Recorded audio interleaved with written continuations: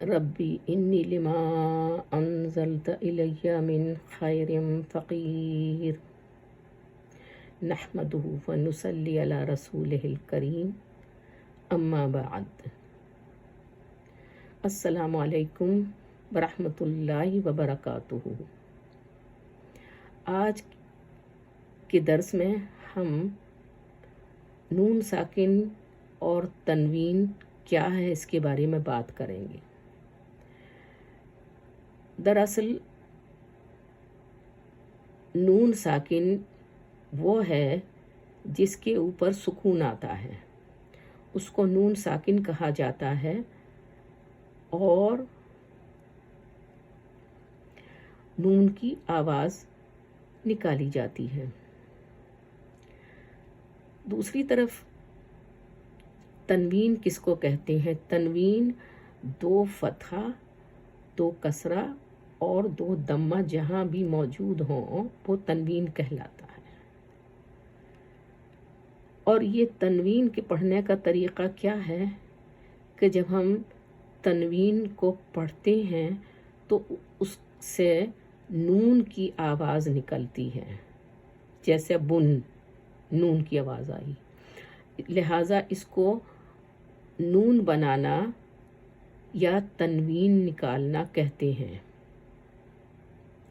हाँ, जिस लेटर के ऊपर या हर्फ के ऊपर तनवीन हो या नीचे या ऊपर जहाँ भी, मतलब तनवीन यानी दो फतहा, दो कसरा, दो दम्मा हो, तो वहाँ नून लिखा नहीं जाता है, लेकिन नून की आवाज़ मौजूद होती है।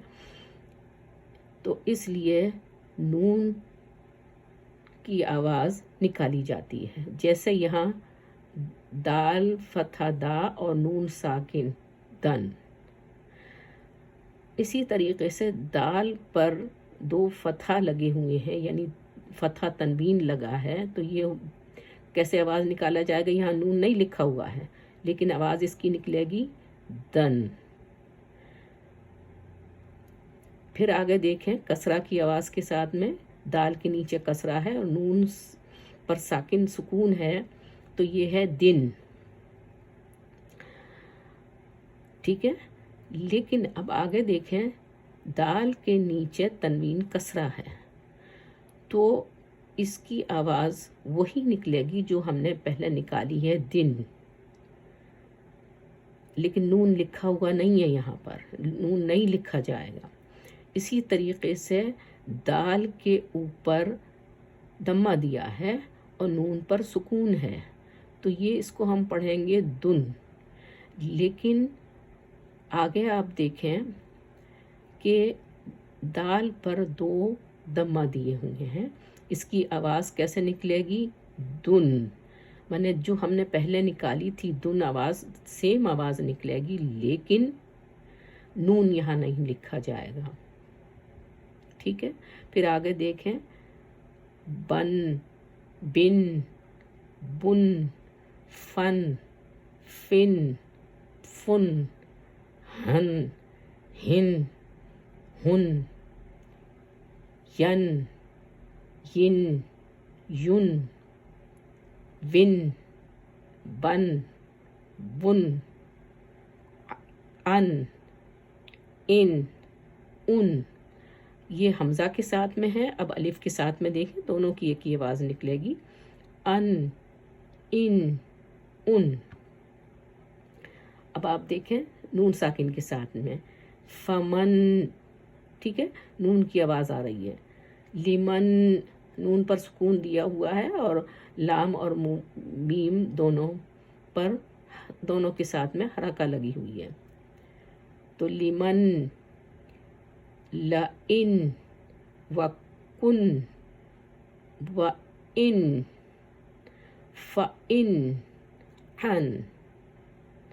अब आप देखें सिर्फ तनवीन के साथ में कैसे आवाज़ निकल रही है। यहाँ पर बन, बा पर तो फतह तनवीन लगी है, बन, जन, हन, दन, कन। अब ये कसरा की कुछ मिसालें हैं, نورن، خلق، حدیث۔